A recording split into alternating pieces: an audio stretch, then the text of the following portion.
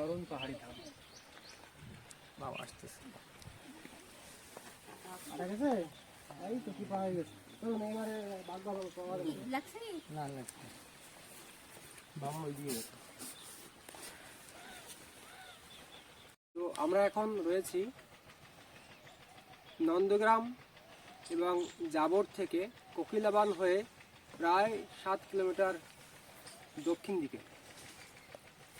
আর এই স্থানে একটা গহীন অরণ্য রয়েছে, চারপাশে গমের ক্ষেত, ধানের ক্ষেত এবং তার মাঝখানে এই গহীন অরণ্য।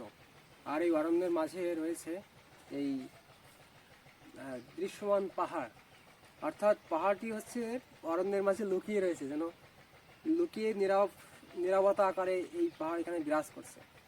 তো এই স্থানটি ভগবান শ্রীকৃষ্ণ এবং শ্রীমতী রাধারানী তথা শাখা তথা ভগবান শ্রীকৃষ্ণ সেই দাপার যুগে যখন লীলা প্রকট ছিল, সেই সময় এইখানে এসে এই পাহাড়ের উপরে অসংখ্য চরণের চিহ্ন রেখে গিয়েছিল। সেই যে দাপার যুগে যখন লীলা প্রকট ছিল না, সেই সময় ভগবান, এত পাহাড় আছে সব বৃন্দাবনে 8 জায়গায় চরণের চিহ্ন দেখতে পাওয়া যায়, ভগবান শ্রীকৃষ্ণ চরণ রেখেছে।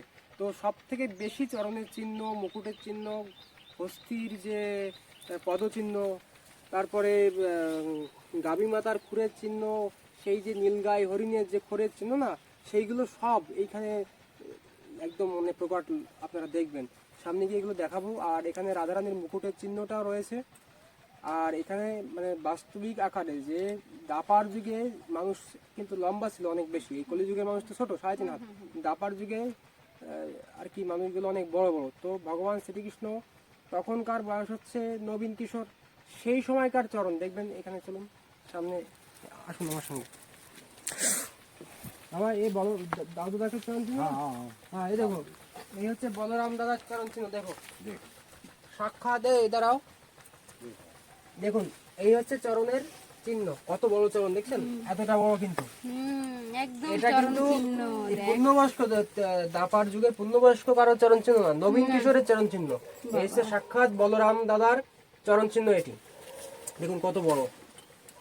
এই হচ্ছে বৃদ্ধ আঙ্গুল, এই মধ্যমা, তারপরে অনামিকা, এই কনিষ্ঠ আঙ্গুল। দেখুন এই 5টা আঙ্গুলের পুরো চিহ্ন আছে, পুরো 5টা আঙ্গুলের চিহ্ন আছে। দুটো পাই আছে না, সাক্ষাৎ দাদা বড়দেব দাদার চরণ চিহ্ন, ডান চরণ চিহ্ন।